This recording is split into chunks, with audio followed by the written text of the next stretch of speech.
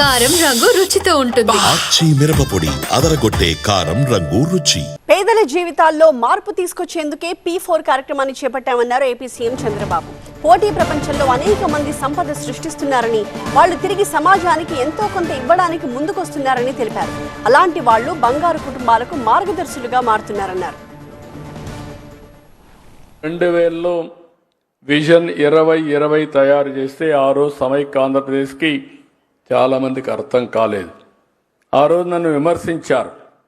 కానీ ఈరోజు చూస్తే నేను ఆ రోజు ఏం చెప్పానో దానికంటే ఎక్కువే అభివృద్ధి అయ్యే పరిస్థితి వచ్చిందంటే అది విజన్కుండే పవర్ అని చెప్పి నేను మీకు తెలియజేస్తున్నా.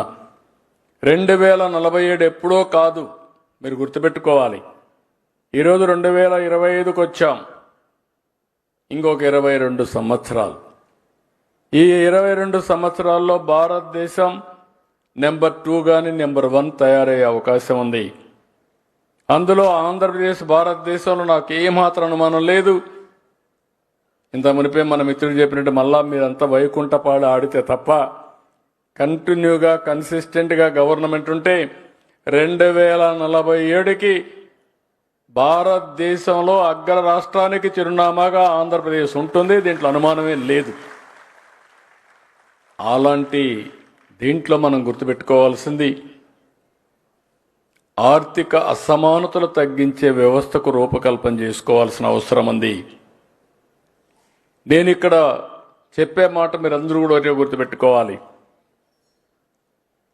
సమాజంలో కొన్ని కారణాల వల్ల, ఆర్థిక సామాజిక రాజకీయ కారణాల వల్ల కొన్ని కులాలు కొన్ని ప్రాంతాలు పైకొచ్చాయి, కొన్ని కుటుంబాలు పైకొచ్చాయి, కొన్ని కుటుంబాలు ఇంకా అక్కడే ఉన్నారు.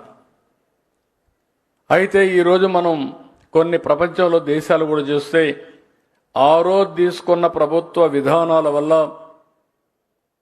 డిఫరెంట్ కంట్రీస్లో డిఫరెంట్ ఎకనామిక్ సిచ్యువేషన్ ప్రివేల్ అయ్యింది. ఈరోజు నేను గర్వపడుతున్నాం.